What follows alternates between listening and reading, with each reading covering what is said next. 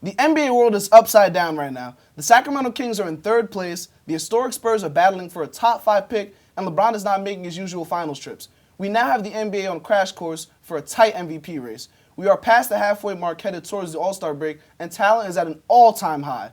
However, there have also been questionable voting leaders. Welcome back to Penn State Sports Night. I'm Kenny Ojeikere, and I'm joined here by Juan Mendez and Brendan Conroy. So, about these snubs, who do you guys think will be snubbed? Juan, I'll start with you. Well, Kenny, I have to say the biggest snub right now is somebody that needs a lot more recognition, and that's De'Aaron Fox. Now, he might not be the man of his team at the moment, and that might be the Mantis Sabonis, but he deserves this recognition because, well, for a fact, he is in the Kings. He has not left, and that's because his role in the team has certainly changed, but that has helped him mature. He is averaging about 24 points and doing a good job as a team player, role player as well, but the biggest deal is that he is more mature in this team as well. He knows that he had to impress just enough for them to like him to stay, but then now his job is a lot easier, a lot more calm, and would you look at that, they're third in the West. They're doing incredible. This is the best they've done since 2005 as well. It's completely impressive, something I would have not expected to happen. But again, very happy to see him get the opportunity to be an All-Star. But again, he needs a little bit more of a shine on him. What do you guys think? Yeah, it's going to be unfortunate, especially if Fox doesn't make it, based on how his team's been performing and based on how the Kings have stepped up this year into a season that we've never seen before. Fans have been getting louder. It's just been more exciting all around because people like Fox and even Kevin Huerter, they've just been producing and making the games more exciting. Right, one guy that I think will get snubbed, and I'm not talking about out of the All-Star game, but from a starting position is Joel Embiid. And I know that might be a hot take, especially for how everybody's talking about if with a healthy Durant, it's between Durant, Tatum, Giannis, and Embiid. Which one doesn't get that starting spot?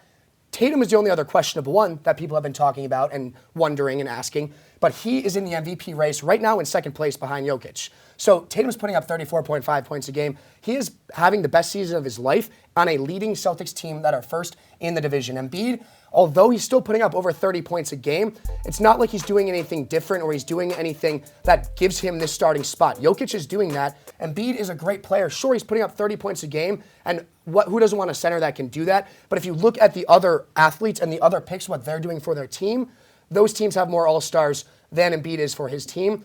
I think Tatum, Giannis, and a healthy Kevin Durant should get those starting spots over Embiid. If he does, he'll be the 6-man or 7-man, depending on where they want him, but I don't think he gets that starting spot. Yeah, and a guy I like also, Jalen Brunson over in New York. He's averaging 22.5, 6 assists. His numbers are up from last year. I think he'll get stumped. He doesn't get a lot of love. He deserves a lot more. So let's shift over to questionable voting leaders. I've seen Andrew Wiggins. He's missed over half of the season. How is that possible? Why is he leading the Western Conference front court All-Star voting leaders? It's ridiculous to me. What do you guys think about that? Well, I mean, if we talk about questionable, it's very obvious, so obvious that I had to point it out. And I mean, Austin Reeves, why is he even here in this conversation? It's like a Lakers tradition now. It was Caruso before, and now it happens to be Austin Reeves. Do I have to go through the stats? I mean, I guess I do.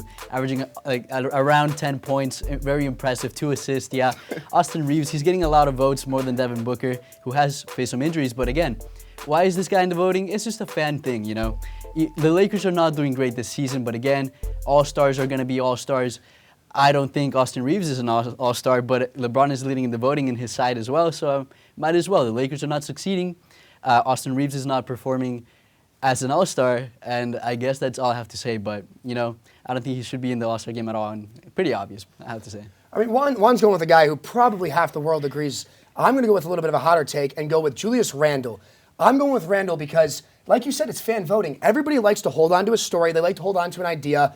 And the last time Randle was good was when he was getting crushed by Trae Young in the Garden at home. Since then, sure, he's been putting up consistent, great games. He's had 20 points over a few course of games. But when it comes to the other players on his team, RJ Barrett in the last 7 games has outscored him 4 times. So it's not like Julius Randle is the all-star of that team. You could say he's in the top 3 or even 1 or 2, but they do have, like you said, Jalen Brunson, other assets and other threats on that team that do outscore Julius Randle. I'm not saying the all-star selection from a given team has to be the one who's outscoring the rest of his teammates or doing the most, but at the end of the day, if Julius Randle isn't even the all-star of his team, how can you put him in an all-star game? It comes down to fan voting. That's what a big part of it is. He's number 8 right now, which shouldn't even be the case. If you were to put RJ Barrett on there, yeah, that's going to get some fans questioning, but having Julius Randle on there right now, after the season, after he started off decent, but then kind of went on a little bit of a tangent and hasn't performed that well, I don't know why he would even be getting any position on it. If he does, it should be a reserve, but I don't think you should give him a spot at all. He hasn't performed well enough to get that spot. Yeah, Brendan, I don't know about that one. You're raising the eyebrow here. I love Julius Randle. But, we're going to reach the All-Star break, so we're shifting towards MVP voting. Who's your MVP pick? We're definitely shifting towards that, and I guess I'll have to shift to a more serious form now, and I'll have to say Nikola Jokic. It is impressive to say that he could potentially win it 3 years in a row. Not a lot of people have done that. They'll be beating Steve Nash. They'll be tying Larry Bird as well with 3 MVPs. That is really amazing, but the reason why I could see this happening again is because the last 2 years he has, on quotes, kind of basically averaged a triple-double. He's quite literally doing it. So in a logical sense, he's playing better than he has the last 2 years. So just by that reason, you can tell, okay, then you look at, the standings, and then you can see them again on top, leading every team in the NBA. They're like, okay, that's another great reason why he should be the MVP. All right, is there another reason? Yes, I have another one. And it has to be Jamal Murray is back, and you have all these weapons around him, but he knows how to function with them and how to improve them while also putting up triple-double numbers. It's what I like to call, the Russell Westbrook effect. He was in a team that was so bad that he got all the stats to himself, and you could see it clearly. Jokic is not just doing it for the stats. He's trying to win as well, and he is doing so, and he's performing like the most valuable player in the NBA, and as I said it just now, that's what I think he is. I was saying this to you, Kenny, earlier, and Juan, you were obviously there. It's so tough to argue that an MVP shouldn't be the big man that's putting up triple-doubles in almost every other game, right? It's kind of hard to sit there and say this shouldn't be the most valuable player. But when I look at Jokic, and the Jokic versus Tatum debate, because Tatum is where I want to bring this to. Jokic versus Tatum is like an Ohtani versus Judge for MVP race. You got a big man who's doing it all, dropping triple-doubles, stuff we've never seen before, stuff that is just as impressive as like what Wilt Chamberlain would do, right? He's got the height, he's got the size, and it's really, really impressive.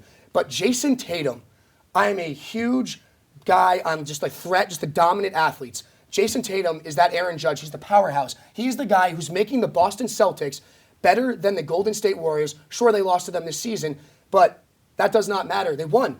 And when it comes into these upcoming weeks in the All-Star game, Jason Tatum is not slowing down. He's dropping over 30 points a game. He is 10 times better, not 10 times, 5 times better than his partner in crime, Jaylen Brown, and that says a lot. You know how good that Celtics team is. All of their pieces are very, very good, and Jason Tatum has been in the league for just enough time now where it is finally his season to emerge. I said this when he was on Duke. He is going to be one of the best players in the league. I know he's behind right now to Jokic. If Jokic can three-peat, then there you go. That means you can consider him a Larry Bird or somebody of that caliber, better than Steve Nash. Fine, but if you really watch the stats and see which team or which player is really, really making a run and making their team the best team that they can be, got to go with Jason Tatum.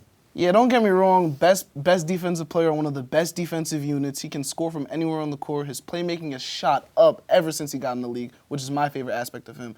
But I'll go with the guy. I like Luka. Tatum, he's missed a lot of games. He's missed some games. He missed a good chunk of games. Luka's been a real healthy scratch. He's averaging 33. He's averaging 9 rebounds and 9 assists on top of that. And he's doing it extremely efficient. So I think Luka's my MVP pick. The All-Star break, one of the most exciting times during the NBA season. For Brendan, Conroy, and Juan Mendez, I'm Kenny Ojeikere, and thank you for tuning into this edition of Penn State Sports Night. Hey everybody, thank you for tuning into this edition of Penn State Sports Night. We hope you liked that segment. And we're sure there's other Penn State Sports Night segments that you are going to love as well. Be sure to subscribe to our YouTube channel for more content. And check us out on social media for updates and behind-the-scenes clips and pics. Follow us on Twitter at PSSN TV and on Instagram at PSU Sports Night to keep up with all the action. For all of us here at the Belisari Media Center, we are Penn State Sports Night.